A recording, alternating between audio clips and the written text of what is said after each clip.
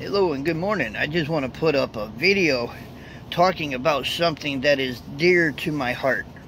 Something that I really respect out here, and something that I really treasure as far as what I do for a living. And I want to talk about trucking. That's what I want to talk about.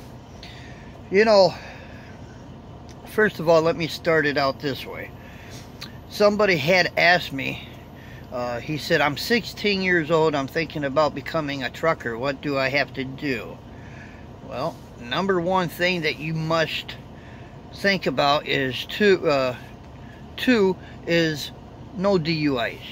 Okay, if you don't have one on your record, you have a clean record, no DUIs or anything like that, reckless driving, anything that is really a real, because it's going to show up in your driver MVR, right? Or in your MVR. So when they check that and they say, oh man, you got 3 tickets for reckless driving and you got 2 DUIs, it's going to make it hard for you to get into the industry. So you want to make sure you got a clean record. I'm not saying in 5 years or 10 years you can clean that record up and you can come into trucking, but it's just best to have a clean record before you get into trucking. And 2, find you the best truck driving school that is out there, so you can probably get as much info that you can get for yourself when it comes to getting your CDL. And 2, pick a good company. Okay, pick a really good company. That will actually take you out there on the road when it comes to training. Don't rush your training, and try to get as much as that you can get out of it when you're with that trainer. And if that trainer's not doing you a good job, then request a new one, because it's very important for you to, as a trucker or learning to be one, is to get as much info that you can out of your trainer, and work as hard as you can, because he's right there. He's supposed to be beside you when it comes to if you got a question, or if you got to know something. And if he's a top-notch trainer, he's going to be there to support you. So try to get a good company that has a good training program, and when you go out with a trainer, try to get as much out of that as you can, because eventually what's going to end up happening is, I don't know if he's going to just right pass and put you back in orientation, and then you're going to get your own truck. Then when you're out there and you're by yourself and you're trying to figure something out, you can still ask. I mean, you can get on the CB or whatever or ask, but you're on your own. So if you got that trainer with you, try to get as much knowledge as you can before you leave his truck. I want to talk about the social media. You know, at one time,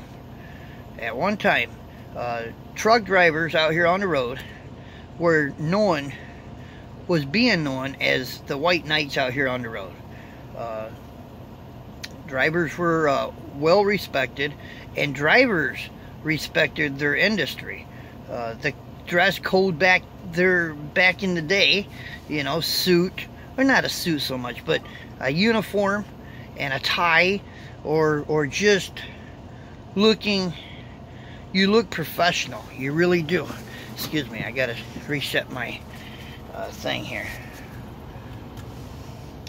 But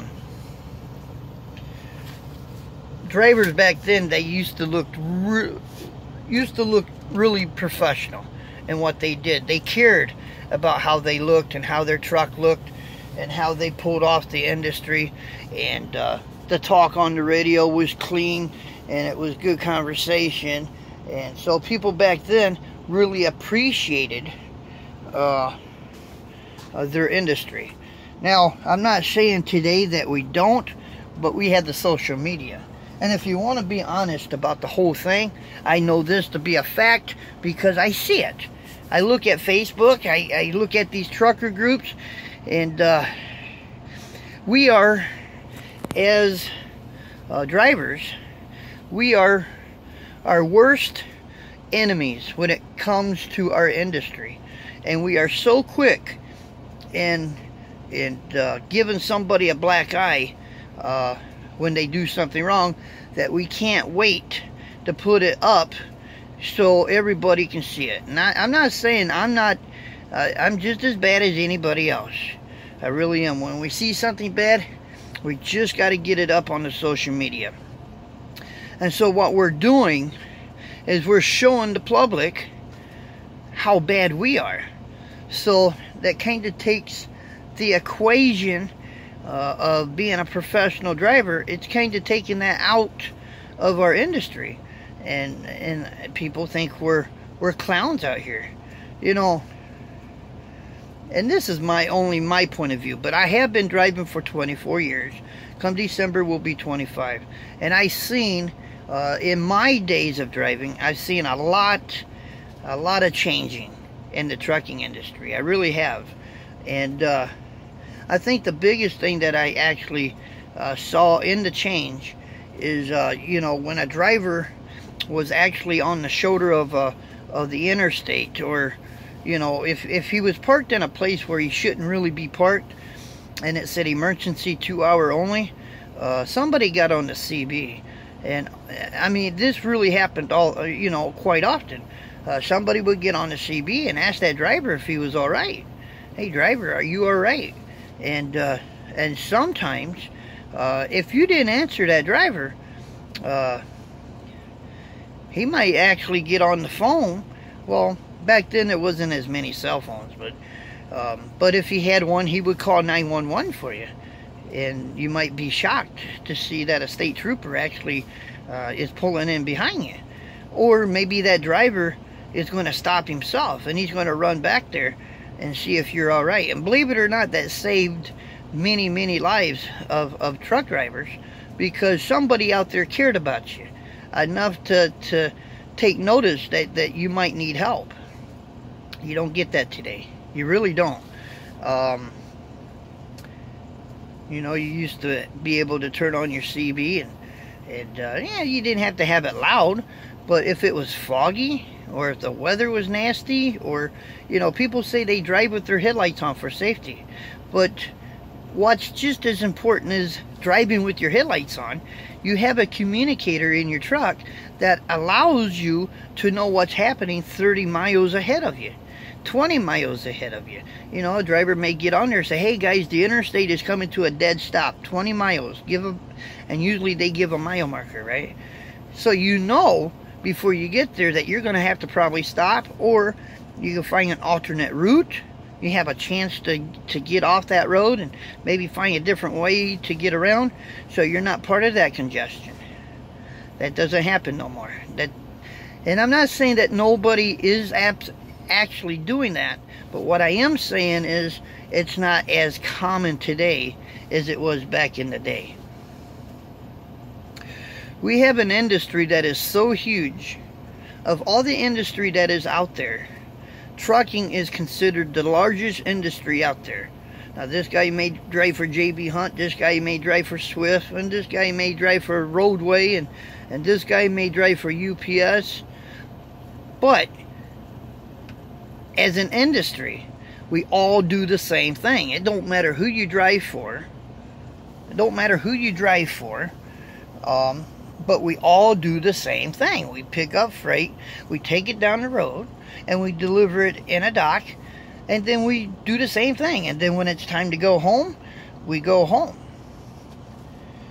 But I really do care about my industry. I really do. I give it respect. And when I'm driving my truck, I drive my truck with respect. And despite the craziness and the people around us and how they drive and how they want to cut us off and that, you got to expect the unexpected. You know, I hear on the CB every now and then, and somebody getting mad at a four-wheeler. It's like it's their first day of driving. They don't expect this to happen, and they get angry. They get and they go on a rage. You know, it's my opinion that makes. I think they're a rookie. because this is their first time in a big truck driving down the road, and they're surprised that something happens to the point where they almost give themselves a stroke or a heart attack because something foolishness because of another vehicle, car, truck, or whatever, and they act like they never saw it before. I've seen it over a whole bunch of times, and I expect people to drive crazy around me. I expect that because it happens. And so I don't tailgate. I've given up my right-of-way and yelled for a car that actually had to yell because maybe they were coming off of a ramp, right? An exit ramp getting onto an interstate. The idea of that ramp is try to get it up to speed by the time you hit that interstate. So that way you're blending in with the traffic. But, you know, you got somebody coming on there at 40 miles an hour on a 70-mile-an-hour highway, you know, and you're going to keep that right lane. And sometimes you got traffic on you. And you can't slam on your brakes. You just can't do it because somebody behind you that's on the interstate could actually hit you. But what I'm saying is, but play it with caution. If you see that person coming, if you have an opportunity where you might be able to speed up a little bit, maybe to get in front of that car that's coming off that ramp, or don't slam on your brakes. But, you know, there is a minimum speed limit on that interstate. It may be 45 or whatever. There ain't no rule that says you can't slow down. I can't slow down. I got to deliver a load. I'm just going to, if that car gets in my way, I'm just going to knock him out of my way. That's really being professional, ain't it? Yeah, I'm just going to knock, you got an 80,000 pound vehicle, and you're going to match that up with a 2,000 pound car. And you're thinking in your head you're just going to run it off the road. That's really professional. You know, I have yelled, have slowed down or moved over to let somebody out because they're just not doing the speed. I'm not going to hit nobody. I'm not going to deliberately hit nobody because my job is to deliver freight. I'm not out here to be running over people. And if I can keep from doing that, that's exactly what we're going to do. And yes, expect the craziness out here. Definitely expect the craziness because it's going to happen. And something else that I've seen out here, I just don't get it. I really don't. Especially when you're walking into a shipper or receiver. I see people, men and women, jumping out of their trucks at a shipper. They got shorts on, flip-flops, and they just look like they just came off the playground somewhere, just got done playing, and they're representing themselves and their company by going in there with shorts and flip-flops, and I don't get that. I really don't get that. Now, there's a lot of things that I may do that you guys disagree with, but I will always go in there with looking half-ass decent. Where okay, I've seen shippers, and I really have seen this, and then the driver gets mad, will actually push that person to the side that's got the flip-flops and the shorts on, and take somebody that is clean, don't smell, and looks like a professional driver. Will actually push that guy with the flip-flops over and take the guy that looks more professional. Because the shipper, he's loading your truck with freight. And he's expecting that freight to get to the receiver. So if he looks at you and the way that you're dressed and you're presenting yourself with the company, he knows that load is usually going to get to where it's got to go. He's probably half nervous about giving that load to somebody that looks like, you know, when you dress like that, you're pretty much giving the shipper reasons to think you're not professional. And I know there's some of you guys might agree with me on that, but I saw a guy walk inside. You know how some of these kids now, they're wearing their britches down past their crack, thinking it's cool. And I seen a guy walk inside a shipper with his pants down, and I literally heard the shipper tell this guy, he said, if you want to pull my freight, you're going to have to pull your pants up. He says, if you're too lazy to pull your pants up, I don't think I want to give you my load. The guy got defensive about it. Then he started yelling at the shipper and started cursing him out because the shipper demanded the guy to pull his pants up. Now, guy, you're working for the shipper. When you're presenting yourself and your company, you are working for the shipper until you get out of there. I mean, you're still working for the shipper or the broker or your company, whoever got you that load. But you have to please the shipper, because if you don't, well, it could cost you a load. Now, if you prefer to go back to the truck stop because you got kicked out because the way that you're dressed, I don't get it. I mean, what's more important, having your britches down past your crack, or getting a good paying load that's going to allow you to make a delivery and have a paycheck?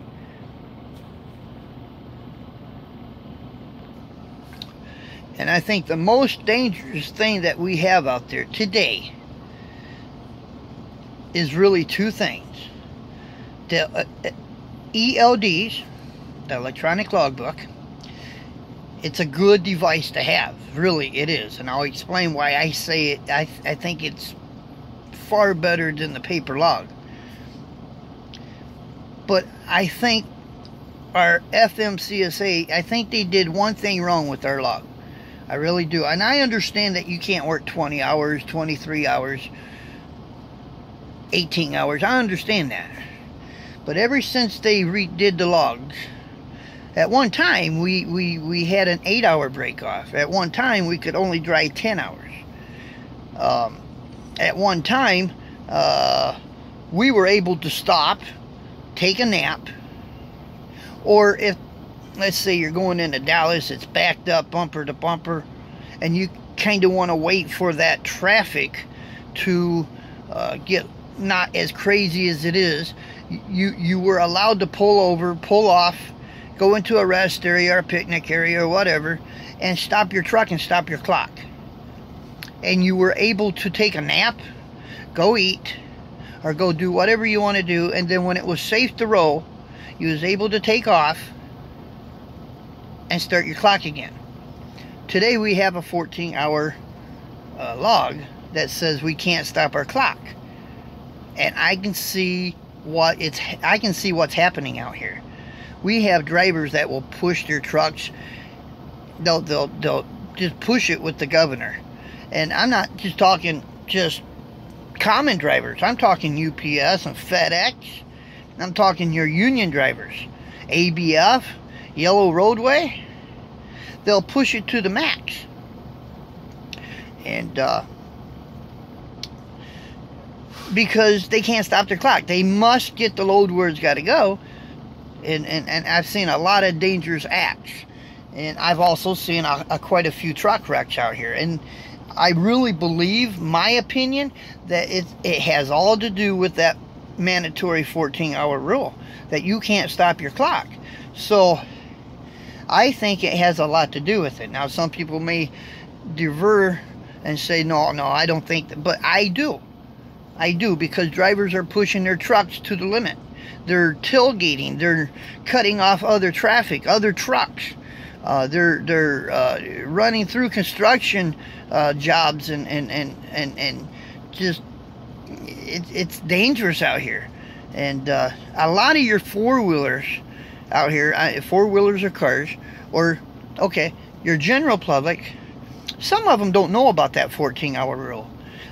Believe it or not, some of them probably don't even understand that we have a logbook or electronic log. So they don't understand that. They get in your way. You get pissed off. I seen a truck the other day that was about 5 foot from behind a car. 5 foot. If that car was to hit his brakes, there ain't no way that driver could stop.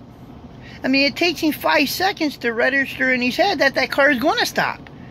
Taking 5 seconds, and then it takes another couple seconds for him to realize, by the time your brain communicates with your foot, now you're on your brake. it's too late. You done hit the guy. You got to give yourself plenty of room. Give yourself an out. But if you're going to ride right on top of a car, you're just asking. You're just asking for trouble. One more thing I want to talk about, because I can go on and on and on and talk about this stuff. But one more thing I definitely want to talk about. And for some of you guys that are actually doing this, you need to slow down. I don't care that, you know, you need to slow down. But these truck stops you're driving into have people walking around. You got drivers walking around. You got drivers that have kids that are with the drivers walking around. And I see drivers, too many drivers, that think 30 miles an hour seems to be the speed limit through a truck stop parking lot. That is freaking insane. I'm going to tell you guys a little story. Believe it or not, you can flip your wagon over. You can flip your truck over at 20 miles an hour. You believe that? I seen it happen. 12 years ago, I'm at a petrol truck stop. And he come through that parking lot like, I gotta go, get out of my way. And I'm not saying the driver was doing 20 miles an hour, but he went around the fuel island so fast, so quick, that he literally laid his rig over. His load shifted and literally laid his rig over at a truck stop parking lot. He did. I seen it happen. But you got people walking around, and unfortunately, you have some drivers that today, you know, they're kind of texting, they're on their phone, they're tired, they're wore out. There's a reason why they pulled in there. If they're parked, they're probably, hey, I'm going to go in, get a shower, I'm going to get me something to eat, and I'm going to bed, I'm tired. So they're probably not really looking out for you like they should. I mean, as a pedestrian, if you're walking in, you know, on truck stop property, you need to pay attention. But the driver that's driving that truck, that is speeding through a truck stop parking lot, you need to slow down. You got people walking dogs, you got people walking, you got kids, there ain't no reason. If you're late delivering your load, if you're late with your schedule, and you're going to get it out there on the highway, and you're going to do 70, 75 miles an hour, the police will take care of you on that one. But when it comes to a truck stop parking lot, you need to slow down. I heard a driver one day on the CB told a driver, slow down, you're going too fast. The driver responded back by saying, mind your own business. Really? Mind your own business. You know, because people don't like being told what to do, right? Well, need to slow down. Because if you run over somebody, especially with that 18-wheeler, with an 80,000-pound truck, you're going to kill that person. You're going to kill that person. There ain't going to be none of this, oh, I just bumped him, he's all right. No, you're going to kill that person. And what if a kid actually gets away from the driver, you know, he's 10, 15, 20 feet from the driver. I mean, the kid is probably 10, 12 years old or whatever. You run over him. That's going to be that's going to be devastated to the parent, and you're going to have to live with that. But anyway, this is my thought about trucking. I really believe we are our worst enemy when it comes to trucking because of the social media. We just can't wait to share anything bad. Oh, look, that truck did something bad. Oh, look, that truck just ripped his door off. Oh, that truck. You know what? I'm sure back in the day that stuff was happening, but we didn't have the social media, so we never saw it. If the driver had a boo-boo, it was pretty much just, okay, somebody saw it, but it didn't go nowhere. It didn't get anywhere because we didn't have the social media. But there's cameras everywhere. Everybody's got a camera now. Everybody's got a camera now. So they just can't wait to show the public how bad we are because we messed up. And don't tell me there's not one driver out there that in some way didn't mess up. You just got lucky because nobody filmed it. So they didn't show you. But we need to stop showing the bad, and let's try to show some good in our industry, because I really love our industry. I have respect for it. Anyway, we're out of here. I know it's a 25-minute video, but I just had to share this. This is my thoughts. Thank you for watching. If you're not subscribed, hit the subscribe button. Don't forget the thumbs up, and we'll catch you on the next one. Until then, later.